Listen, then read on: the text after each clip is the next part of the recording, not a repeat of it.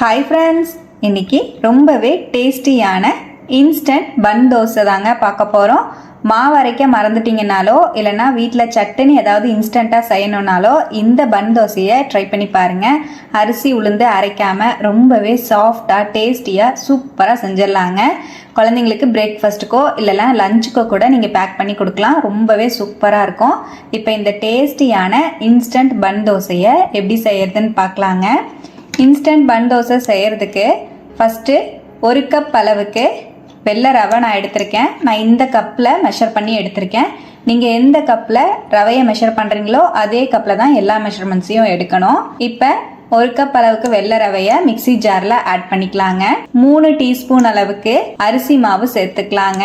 1/4 teaspoon cooking soda சேர்த்துக்கலாம். Cooking soda optional தான். இன்ஸ்டன்ட்டாக செய்கிறனால ரொம்ப சாஃப்டாகவும் ஃப்ளஃபியாகவும் வரக்காக ஆட் பண்ணியிருக்கேன். உங்களுக்கு வேண்டானா நீங்கள் இதை வந்து ஸ்கிப் பண்ணிக்கலாம். 1 டீஸ்பூன் சால்ட் சேர்த்துக்கலாம்.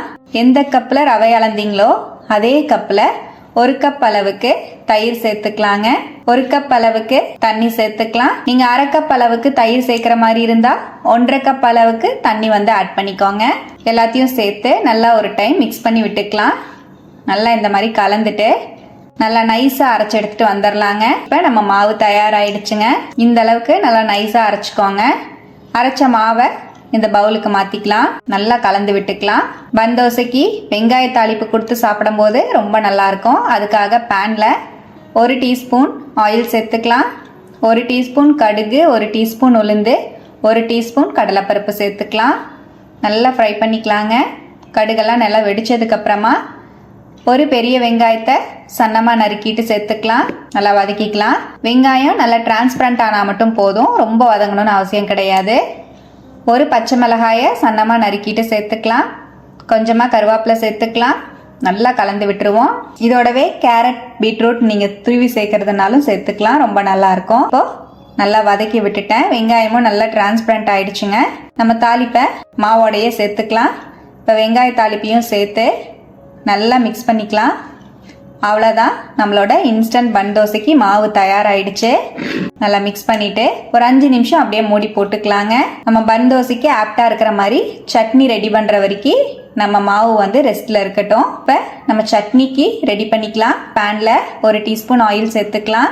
1/2 கப் அளவுக்கு வேர்க்கடலை சேர்த்துக்கலாங்க. நல்லா ஃப்ரை பண்ணிக்கலாம்.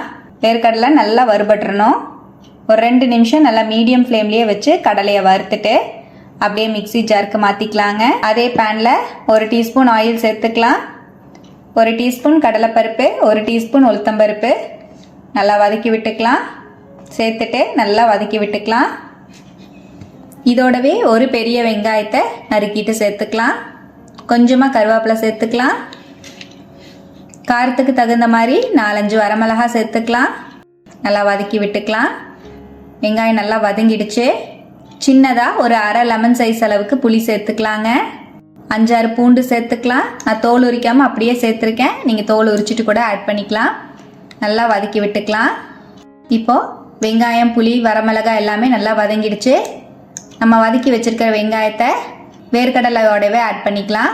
ஆட் பண்ணிவிட்டு தேவையான அளவுக்கு உப்பு சேர்த்துக்கலாங்க. நான் 1 டீஸ்பூன் கல்லுப்பு சேர்த்துருக்கேன்.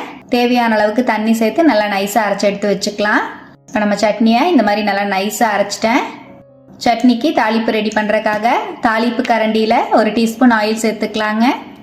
1 டீஸ்பூன் கடுகு, 1/2 டீஸ்பூன் உளுந்து சேர்த்துக்கலாம். நல்லா ஃப்ரை ஆனதுக்கப்புறம் 1 டீஸ்பூன் கடலைப்பருப்பு சேர்த்துக்கிறேன். 1/2 டீஸ்பூன் ஜீரகம் ஆட் பண்ணிக்கலாம். நல்லா மிக்ஸ் பண்ணிக்கலாம்.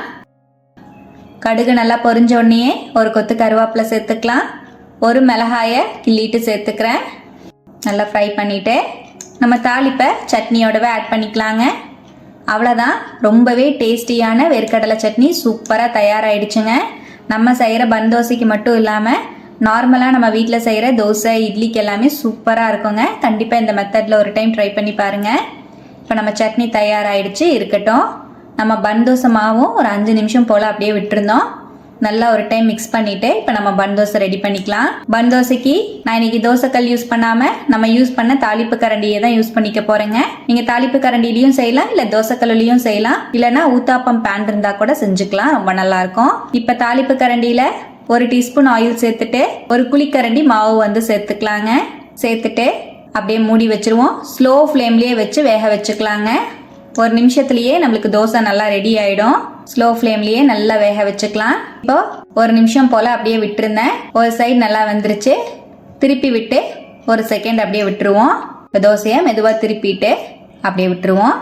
அவ்வளோதான், நம்மளோட பன் தோசை ரெடி ஆயிடுச்சு. 2 சைடுமே மாவு நல்லா வெந்துருச்சுங்க.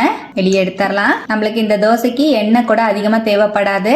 ஃபஸ்ட்டு ஊற்றின எண்ணெயே இருக்கிறனால நான் 2வது பன் தோசையும் இதுலேயே ஊற்றிக்க போகிறேன், எக்ஸ்ட்ரா ஆயில் விடாமல். இப்போ 2வது தோசையும் ஊற்றிட்டேன். மூடி வச்சிடலாம். ஒரு நிமிஷம் கழித்து ஓப்பன் பண்ணி திருப்பி விட்டுக்கலாம். ஒரு செகண்ட் விட்டுட்டு எடுத்திங்கன்னா கரெக்டாக இருக்கும். அவ்வளோதான், இப்போ 2வது பன் தோசையும் சூப்பராக ரெடி ஆயிடுச்சுங்க. ரொம்பவே டேஸ்டி அண்ட் சிம்பிளான இன்ஸ்டன்ட் பன் தோசை சூப்பராக ரெடி ஆயிடுச்சுங்க. நம்ம செஞ்சுருக்கிற இந்த வேர்க்கடலை சட்னியோட வச்சு சர்வ் பண்ணிங்கன்னா டேஸ்ட் அட்டகாசமாக இருக்கும்.